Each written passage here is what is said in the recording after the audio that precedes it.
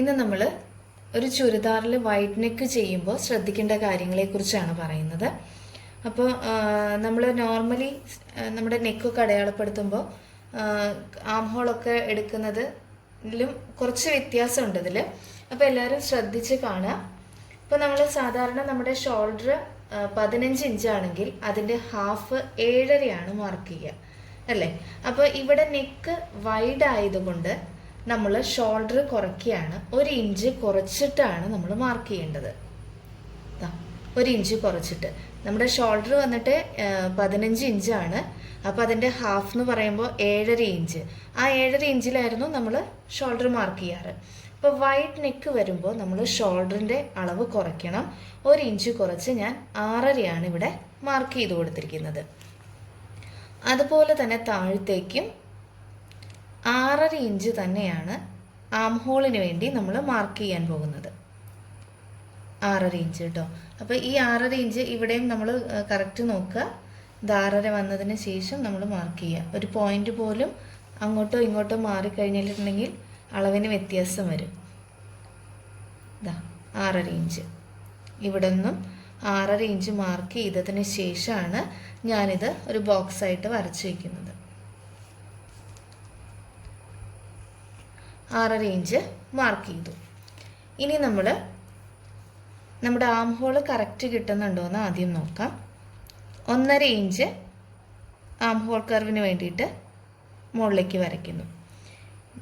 ഇവിടെ നിന്ന് ഇതിൻ്റെ ഹാഫ്, ഇപ്പോൾ 6.5യുടെ ഹാഫ് എന്ന് പറയുമ്പോൾ 3.25 ഇഞ്ച് ഇവിടെ ഒന്ന് മാർക്ക് ചെയ്ത് കൊടുക്കുകയാണ്. ഇവിടെ നിന്നാണ് നമ്മൾ കർവ് ചെയ്തെടുക്കുന്നത്. ഇവിടെ ഒരു 1/2 ഇഞ്ച് നമ്മൾ സ്ലോപ്പിന് വേണ്ടി മാർക്ക് ചെയ്ത് കൊടുക്കുന്നുണ്ട്. ഓക്കെ, ഇനി നമ്മുടെ ചെസ്റ്റ് അളവ് വന്നിട്ട് 32 ആണ്.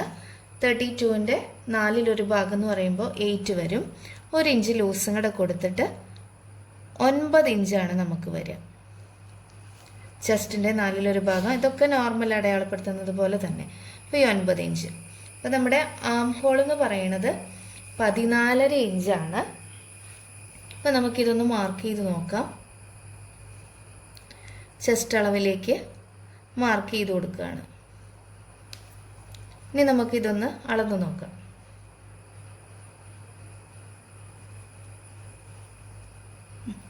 ഏഴര ഇഞ്ച് നമുക്കിവിടെ വന്നിട്ടുണ്ട്. 7.25 വരേണ്ടത്.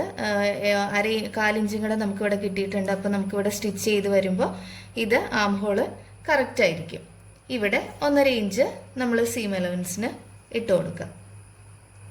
ഇനി ബാക്കിയുള്ള ഭാഗമൊക്കെ അതുപോലെ തന്നെ നമ്മൾ സാധാരണ സ്റ്റിച്ച് ചെയ്യുന്ന പോലെ തന്നെയാണ്. നമ്മുടെ വേസ്റ്റിൻ്റെ അളവെന്ന് പറയണത് 13.5 ഇനി ഇവിടുത്തെ വേസ്റ്റ് വണ്ണം എന്ന് പറയണത് 30 ഇഞ്ചാണ്. അപ്പോൾ 7.5 ഇഞ്ചാണ്.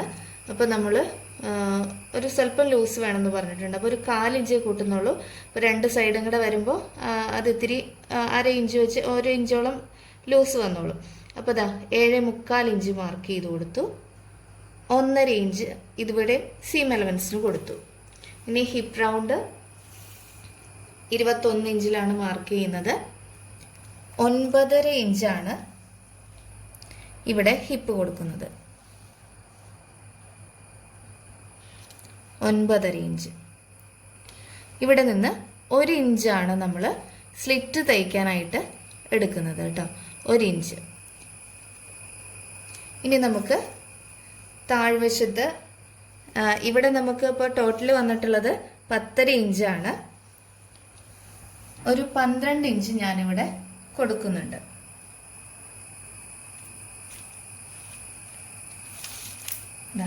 എന്നിട്ട് ഇത് നമുക്കിങ്ങനെ ജോയിൻ ചെയ്യാം.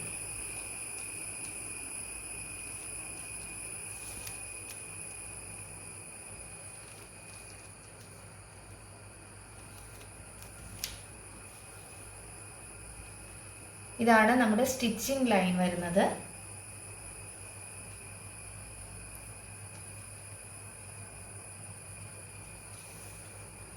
ഇതാണ് നമ്മുടെ സ്റ്റിച്ചിങ് ലൈൻ. ഇത് നമുക്ക് സീം അലവൻസിനായിട്ട് കൊടുത്തിട്ടുള്ള ഭാഗമാണ്. അപ്പോൾ നമ്മുടെ ചുരിദാറിൻ്റെ മാർക്കിങ് കഴിഞ്ഞിട്ടുണ്ട്. ഇനി നമുക്ക് നെക്കാണ് നോക്കാനുള്ളത്. നെക്ക് വന്നിട്ട് വൈഡ് നെക്ക് ആണെന്ന് പറഞ്ഞല്ലോ. സാധാരണ നമുക്കൊരു 2.5 ഇഞ്ച് എടുത്താലും 2.5 ഇഞ്ചാണ് നമ്മൾ നെക്കിനായിട്ട് എടുക്കാറുള്ളത്. അപ്പം ഇവിടെ 2.25 ഇഞ്ചാണ് കൊടുത്തിട്ടുള്ളത്.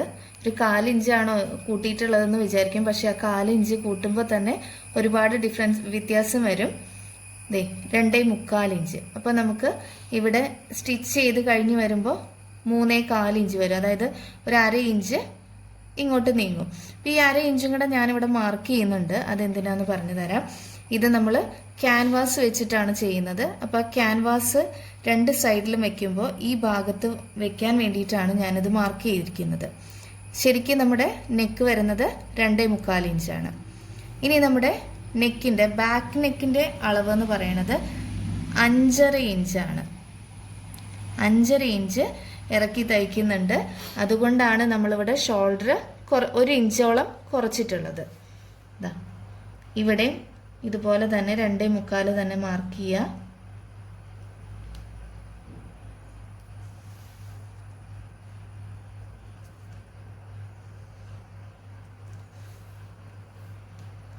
റൗണ്ട് നെക്കാണ് ചെയ്യുന്നത്. റൗണ്ടായിട്ട് മാർക്ക് ചെയ്ത് കൊടുക്കുന്നു.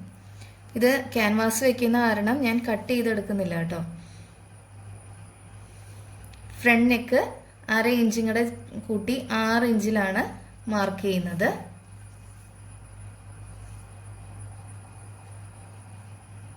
അതും 2.25 തന്നെ മാർക്ക് ചെയ്തിട്ട്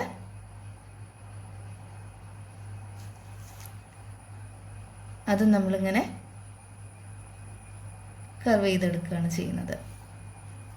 ഇനി നമുക്കിവിടെ ഷോൾഡറിൻ്റെ സ്ലോപ്പ് വരച്ചു കൊടുക്കാം. ഇതാ ഇത്രയേ ഉള്ളൂ. ഈ നെക്ക് ഇത്ര അധികം ഇറങ്ങുന്നത് കൊണ്ടാണ് നമ്മളിവിടെ ഷോൾഡർ കുറച്ചിട്ടുള്ളത്.